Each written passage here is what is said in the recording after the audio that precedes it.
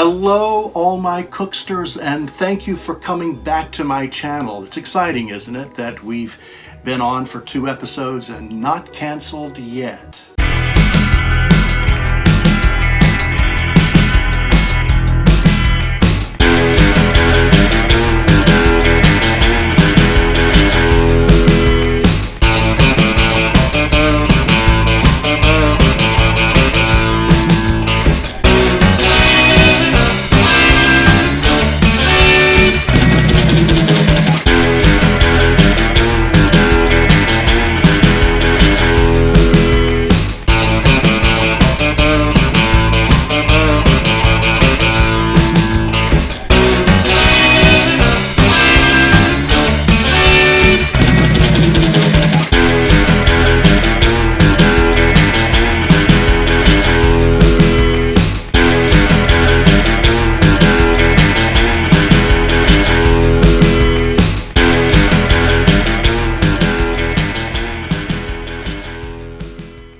Anyway, we're coming to you live today from the Dracula wing of Cook Manor.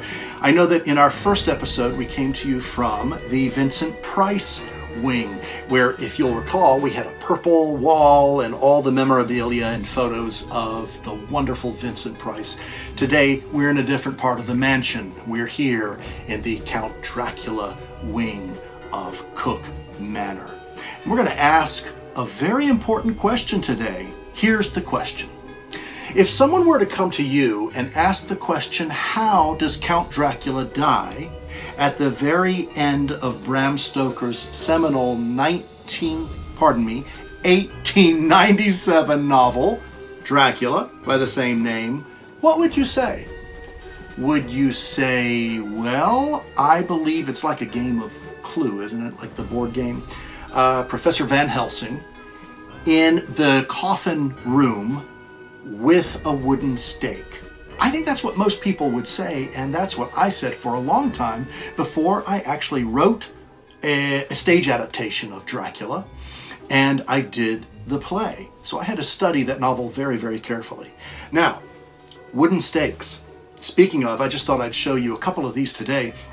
This is a very primitive looking, but it worked very well, wooden stake that was used in the premiere production of Dracula of Transylvania in 2013. I wrote that script with the cooperation and the association and collaboration of the one, the only Dacre Stoker, who has written many books and is an author all his own. He is the great-grandnephew of Bram Stoker, who wrote the original novel. And we also have this stake right here. This is one of my favorites that I own. It's a wooden stake, has some carving into the handle, gives you a really nice grip here. It even has a Christian cross carved into the handle for maximum effect when you're hunting vampires. This is a screen-used prop from the HBO series True Blood. It ran for 7 seasons. This was used in one of those seasons. Now, getting back to our question, how does Count Dracula really die at the end of the original novel? Well, it wasn't with a wooden stake. It wasn't Professor Van Helsing. It was in a coffin room. It was in Dracula's lair.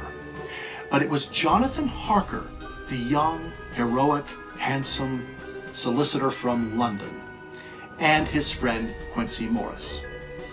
Jonathan Harker carried with him a kukuri knife. It's the Asian knife seen here, has an interesting shape to it, and he fought his way through Dracula's protectors to get to the coffin with the Asian kukuri knife.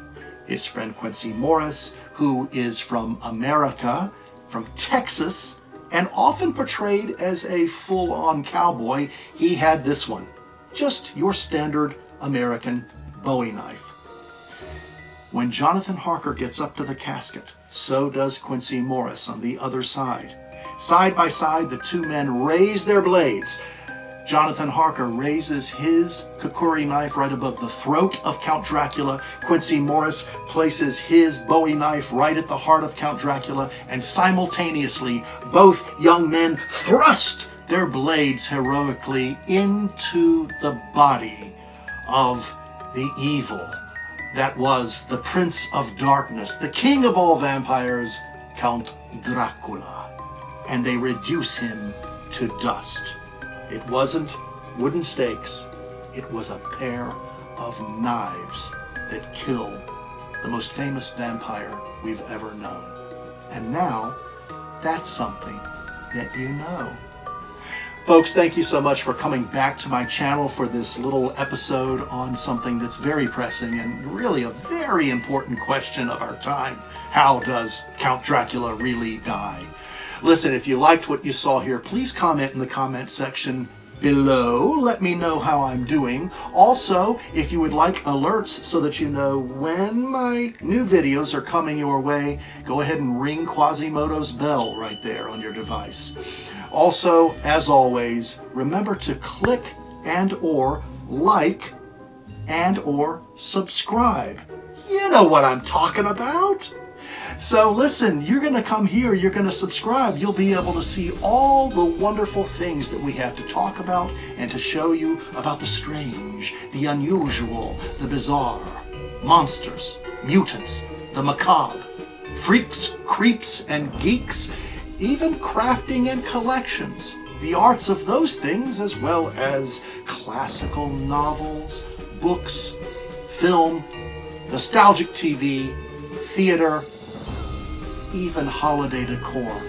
It's all here, folks. It's all on the inside. Thanks again for watching. And remember, as always, sleep tight. Don't let the vampires bite.